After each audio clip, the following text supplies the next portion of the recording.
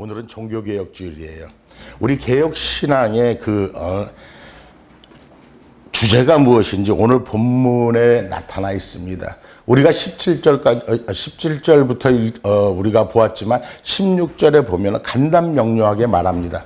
사람이 의롭게 되는 것은 율법의 형태로 말미암은 것이 아니요 오직 그리스도를 믿음으로 말미암는 줄 알므로 그랬습니다. 오직 믿음으로라고 말합니다. 여러분, 의롭게 되는 것은 행위로 말미암지 않습니다. 우리가 이것을 꼭 잊지 말아야 합니다.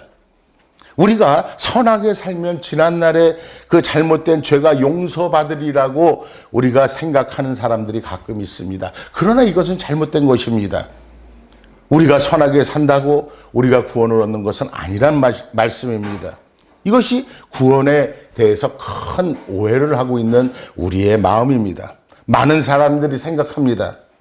그동안 내가 잘못했지만 이제부터라도 내가 개가천선하고 내가 바르게 살면 지난달에 잘못됐던 일들이 모두 용서가 되고 하나님께서 우리를 구원해 주실 거라고 생각하는데 절대로 그렇지 않다는 얘기입니다.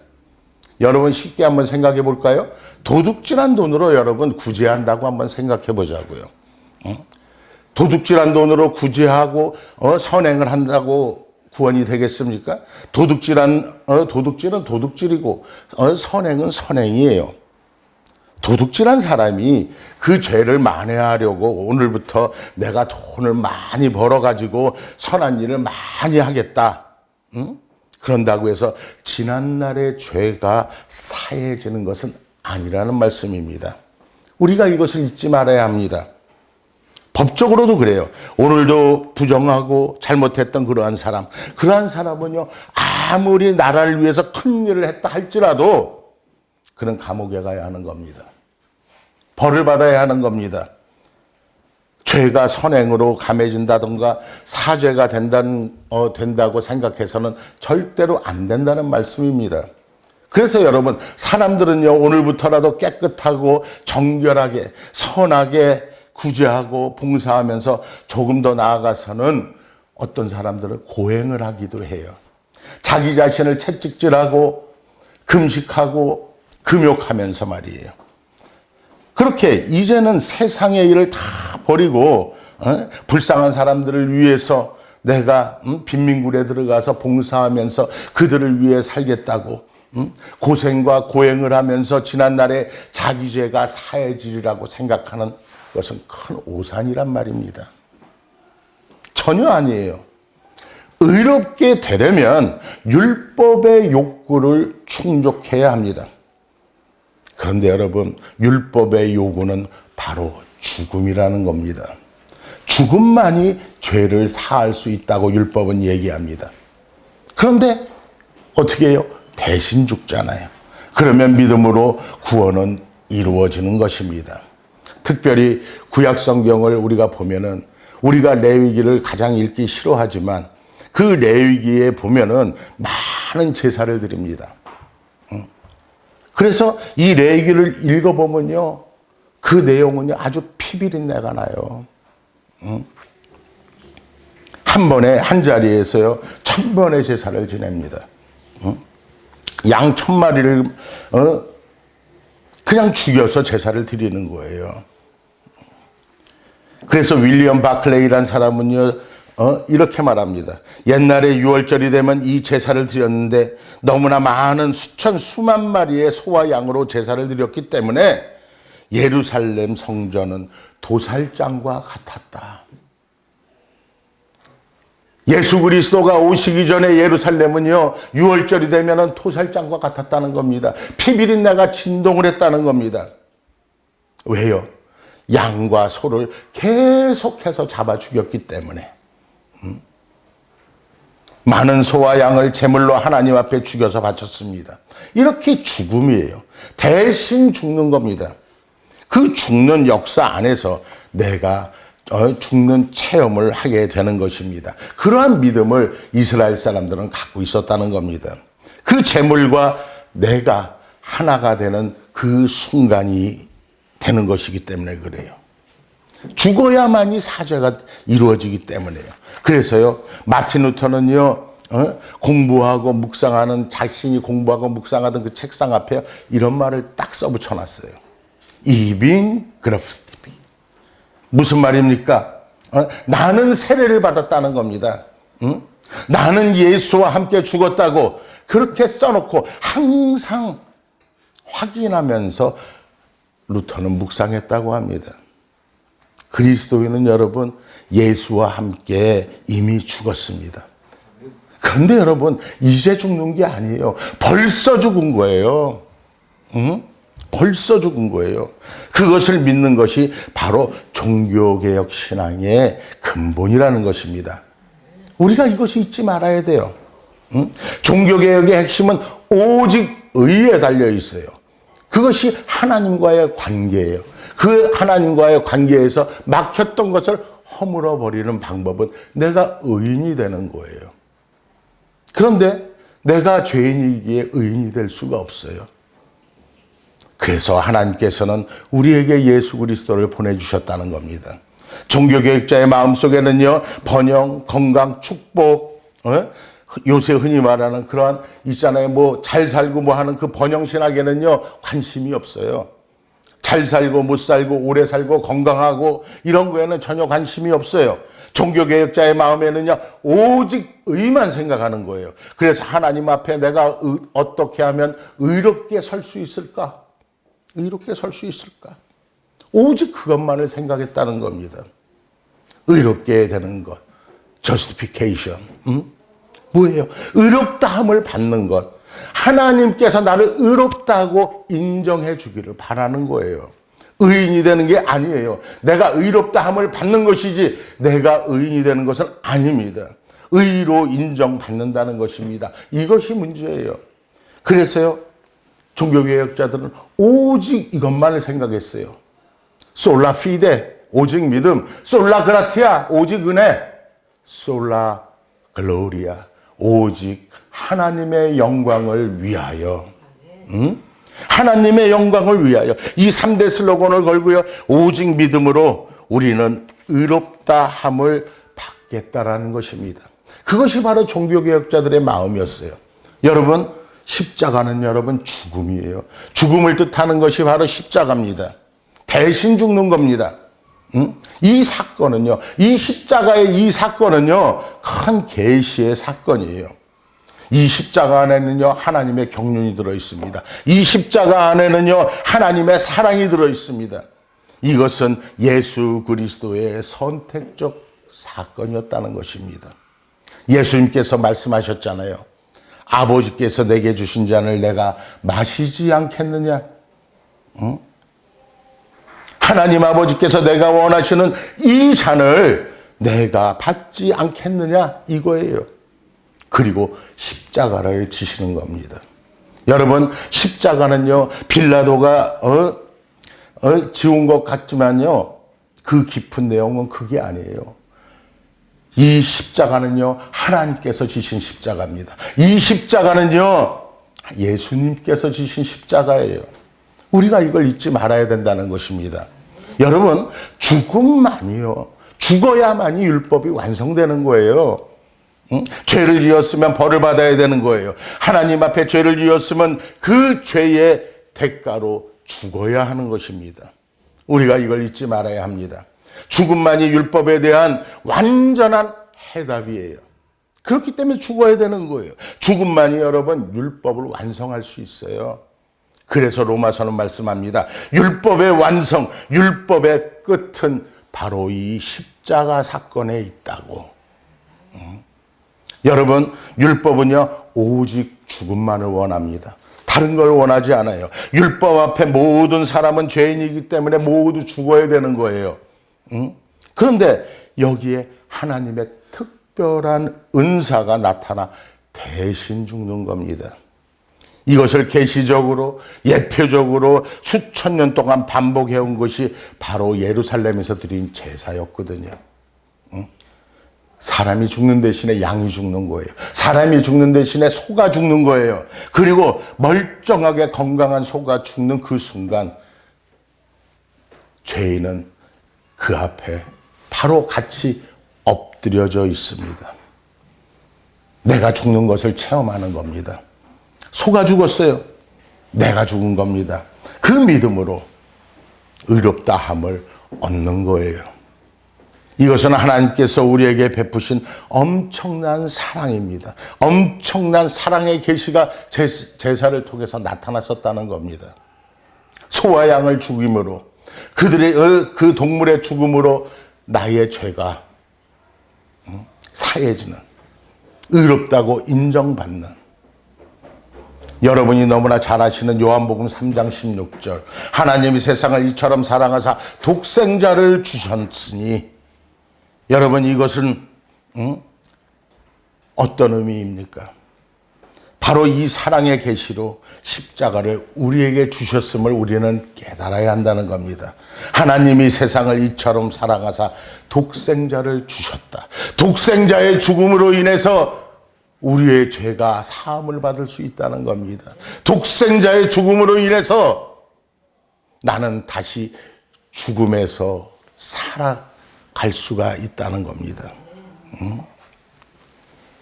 그러므로 여러분, 우리가 십자가 안에서 아직도 세속적인 욕망을 가지고 예수를 내가 믿고 있으면 복받고 잘 살고 부유하고, 여러분 아닙니다. 종교개혁자의 관심은 오직 의롭다함을 받는 데 있었다는 것입니다. 이거 하나밖에 없었어요. 문제는 이 사실에 대한 믿음이 문제였던 것입니다. 그래서 여기에서 이루신 이 십자가의 사건, 이 제사의 사건, 그리고 그 죽음이 나의 죽음으로, 내가 죽는 것으로 하나님께서 나에게 베푸신 그 사랑을 내가 수용하는 그 믿음, 깨끗한 믿음이 필요하다는 것입니다. 여러분, 예수 그리스도께서 나를 위해 죽으셨음을 믿으십니까? 나 대신 죽으셨음을 믿으십니까? 여러분들이 그것을 믿으면 여러분들은 이제 의인인 것입니다. 하나님께서 의롭다고 칭해 주시는 것입니다. 그래서 오늘 본문에 너무나 귀한 말씀이 있습니다. 20절의 말씀을 함께 보시기 바랍니다. 오늘 본문 말씀 갈라디아서 2장 20절의 말씀에 보면, 내가 그리스도와 함께 십자가에 못 박혔나니, 내가 그리스도와 함께 십자가에 못 박혔다. I am crucified with Christ. 내가 십자가에 그리스도와 함께 못 박혔다는 겁니다. 내가 그리스도와 함께 저 골고다 언덕, 골고다 언덕에서 그리스도와 함께 죽었다는 것입니다. 나는 이미 죽었습니다. 거기에서부터 우리의 믿음이 출발해야 된다는 것입니다. 여러분, 내가 죽었다는 것이 바로 믿음입니다. 예수님과 함께 죽었으니 아직도 살아서 내가 꿈틀거리는 것이 아니요. 절대로 내가 교만해서 되는 것도 아니요. 이 의로움 앞에서 우리는 절대적인 겸손함이 필요하다는 것입니다. 온유함이 필요하다는 것입니다. 그리고 믿음입니다. 그리고 감사함입니다.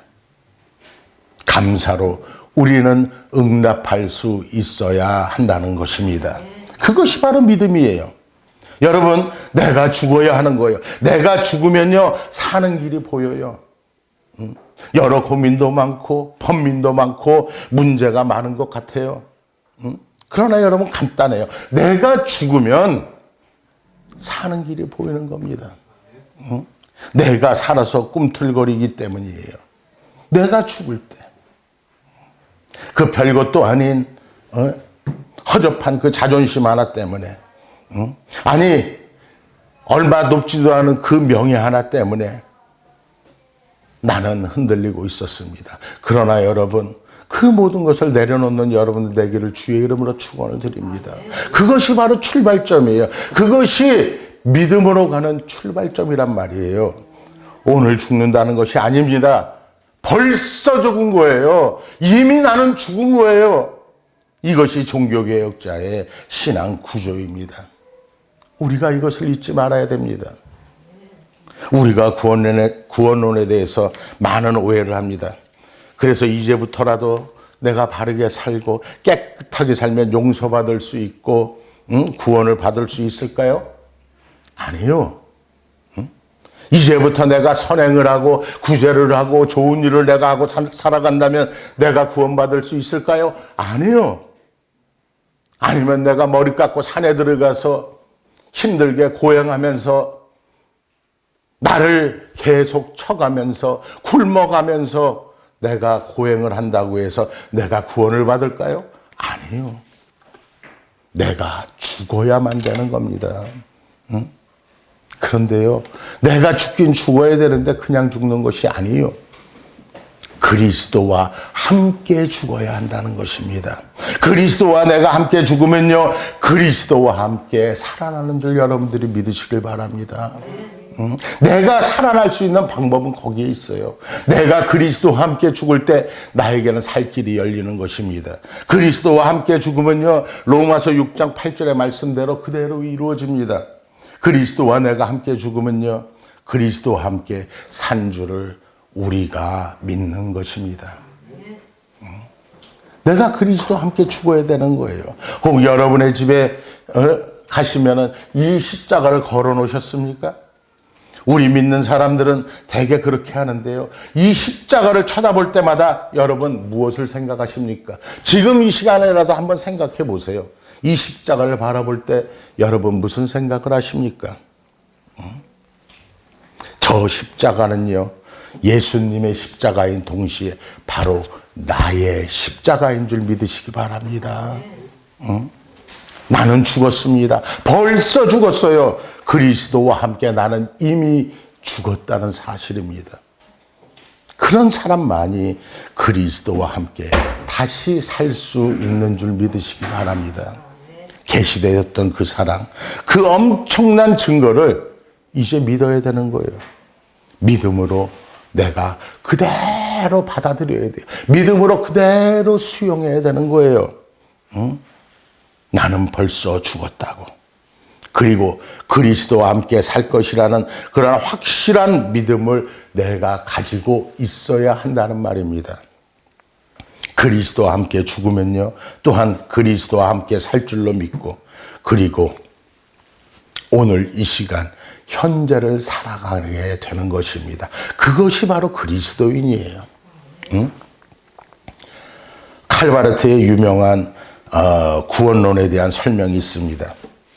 아르키메데스의 법칙이라고 합니다.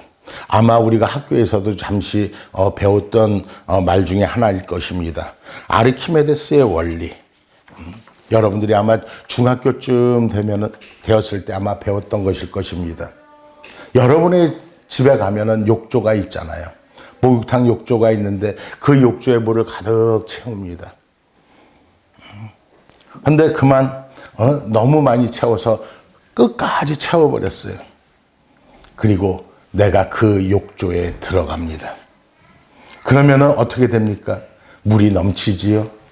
얼마만큼이요? 내 아이의 무게만큼.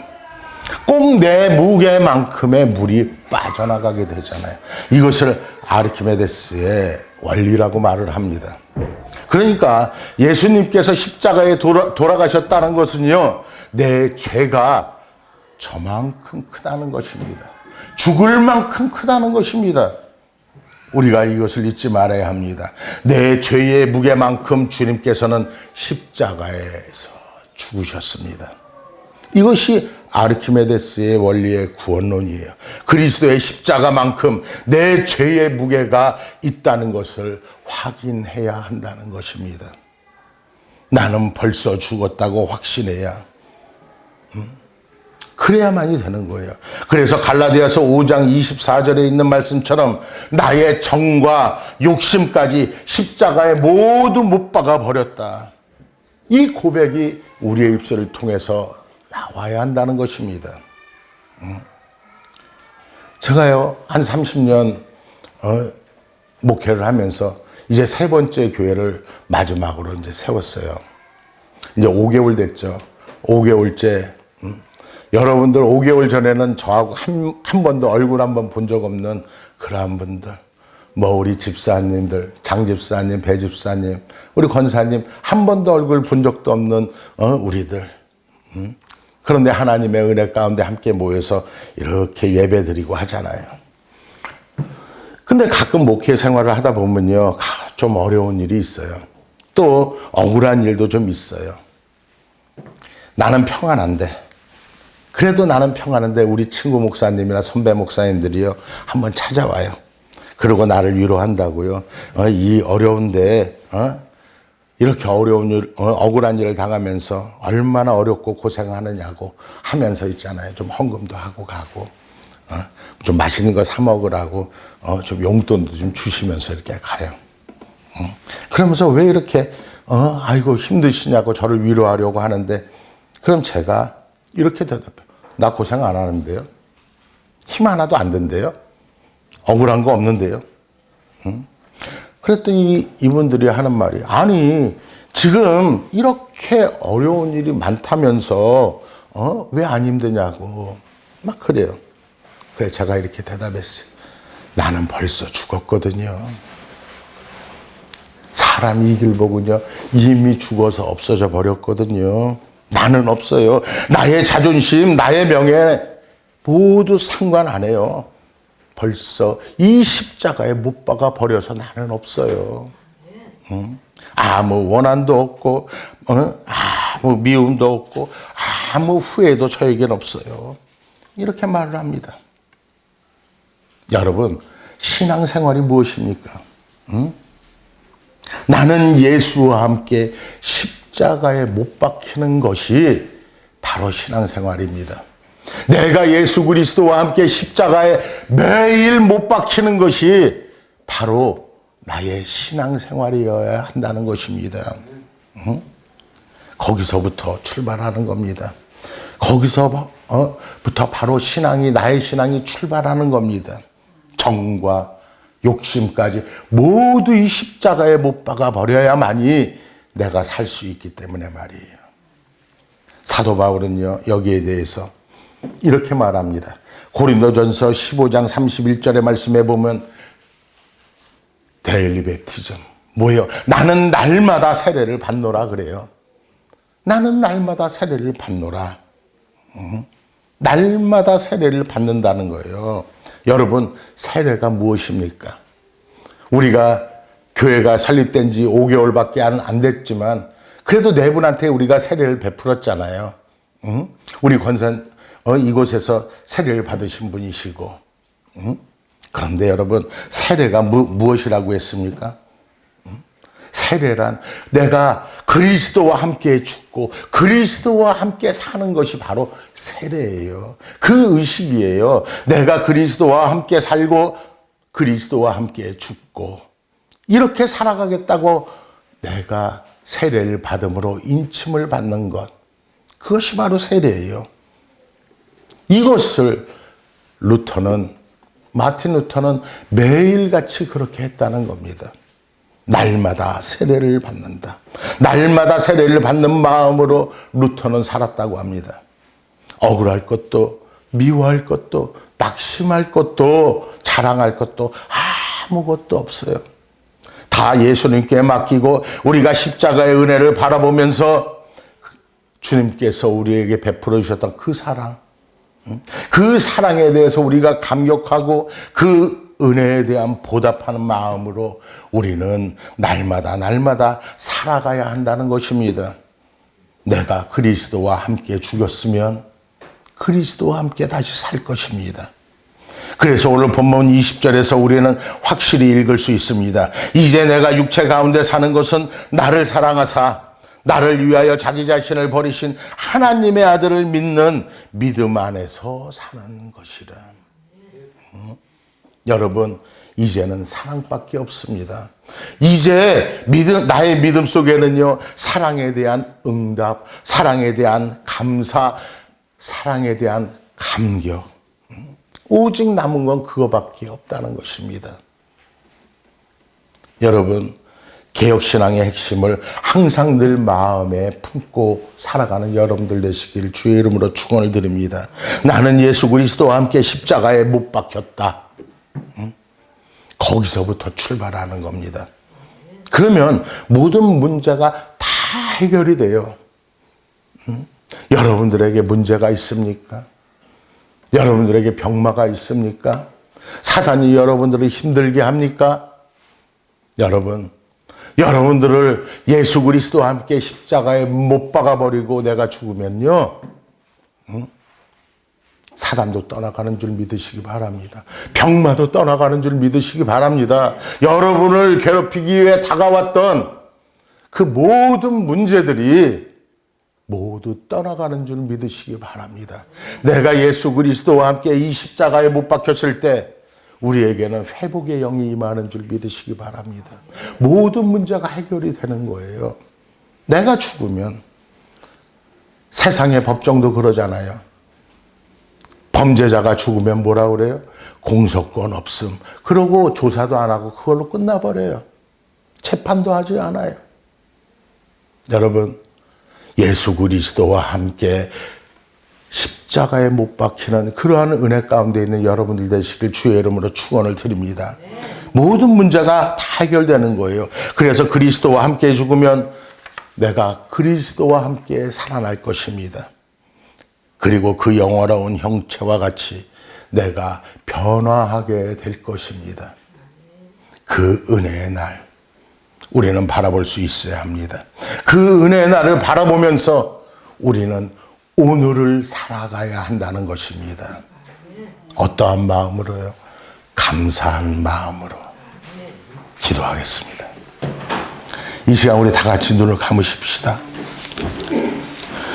내가 오직 믿음으로 다시 새롭게 거듭나길 원합니다.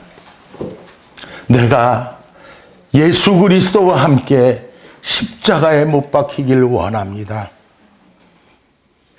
이렇게 십자가에 모두 못 박아 버리고 다시 그리스도와 함께 살아날 수 있게 되길 원합니다. 이 시간 우리 오직 믿음 가운데 있게 해달라고, 종교개혁자들의 그 신앙을 본받게 해달라고 이 시간 우리 잠시 기도하도록 하겠습니다. 주여, 거룩하신 아버지 하나님, 하나님의 은혜 가운데 참으로 이 종교개혁주의를 맞이해서 우리에게 새로운 복음으로 일깨워 주심을 감사합니다. 우리는 아직도 세상 욕심을 버리지 못했습니다. 교만도 절망도 불신도 아버지 하나님 참으로 끝없는 걱정 속에 우리가 살고 있지만 이것이 어찌 하나님 앞에 나아가는 의롭다함을 얻는 일에 피할 수 있겠습니까?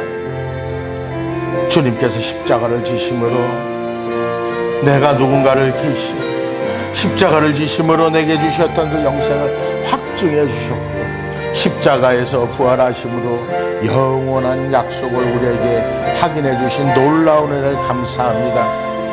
이 개혁적 신앙을 우리가 확인하고 날마다 죽고 날마다 주와 함께 살아가는 그러한 은혜와 능력을 체험하게 하여 주시옵소서. 오 주님, 오 주여, 오직 믿음으로 늘리고 사람들 강요하여도 나는 주를 섬기리. 주님의 사랑은 영원히 변하지 않네. 나는 주를 신뢰해. 오직 믿음으로, 오직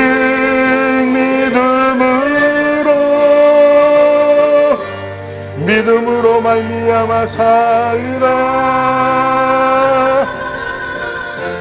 오직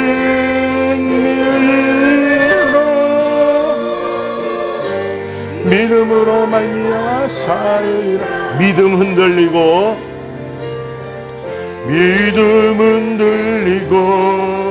사람들 주를 떠나도 나는 주를 섬기리. 주님의 나라는 영원히 쇠하지 않네. 나는 주를 신뢰해. 오직 믿음으로, 오직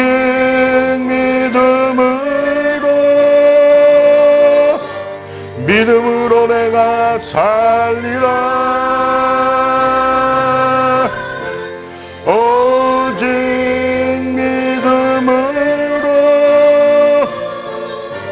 믿음으로 오직 의인은 오직 의인은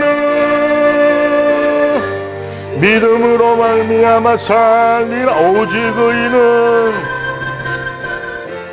오직 의인은 믿음으로 말미암아 살리라.